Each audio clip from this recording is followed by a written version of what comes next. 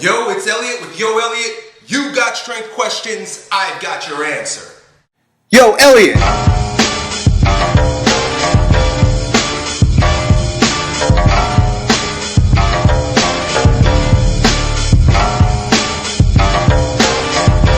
Today we've got a question from my good friend, Jay Saylor. Check him out.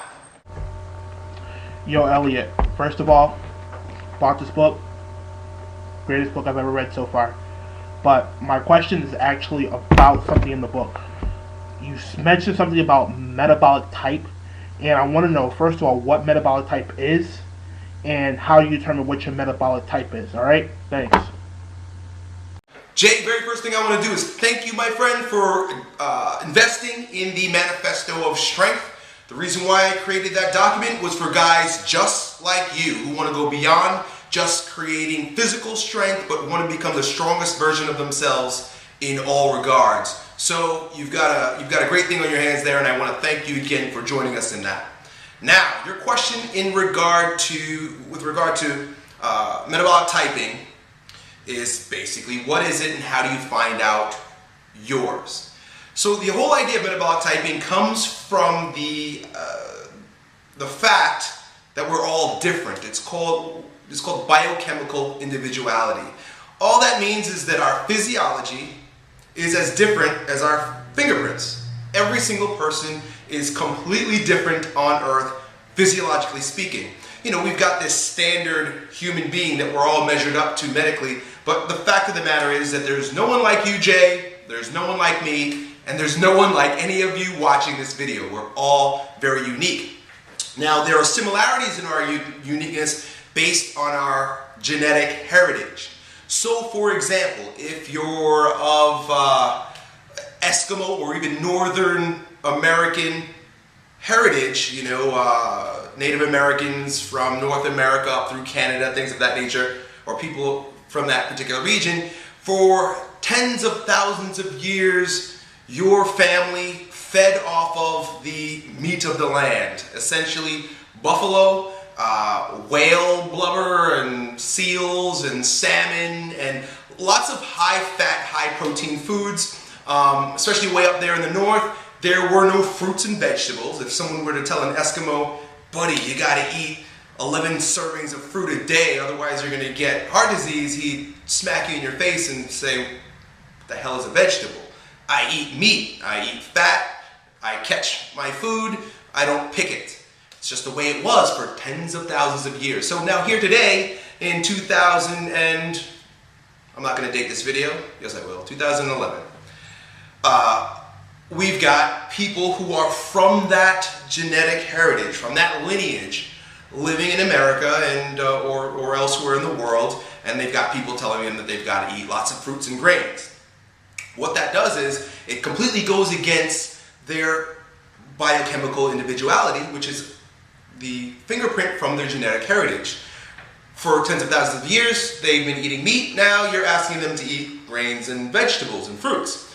And what happens is it completely throws off that individual's performance. Their body doesn't respond well to that particular type of fuel. So you're going to have problems like ADD, ADHD, you're going to have focus and concentration problems, you're going to have depression, you're going to have anxiety, and that's just some of the emotional and nervous system responses, but you're also going to have metabolic responses. You're going to have diabetes, you're going to have obesity, you're going to have a lot of fat, sick, sad, stupid people on pills to correct the imbalance associated with poor fuel for their metabolic type.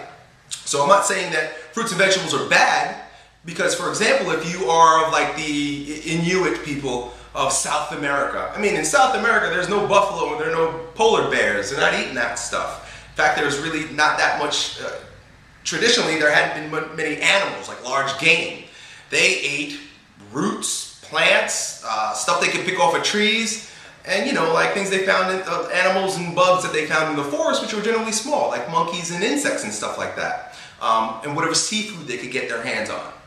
So that a person of that particular type of metabolic type is going to do really well on fruits and vegetables, and they're not going to do very well on an Atkins diet, for example, with like steaks and heavy high protein meats like liver and things of that nature.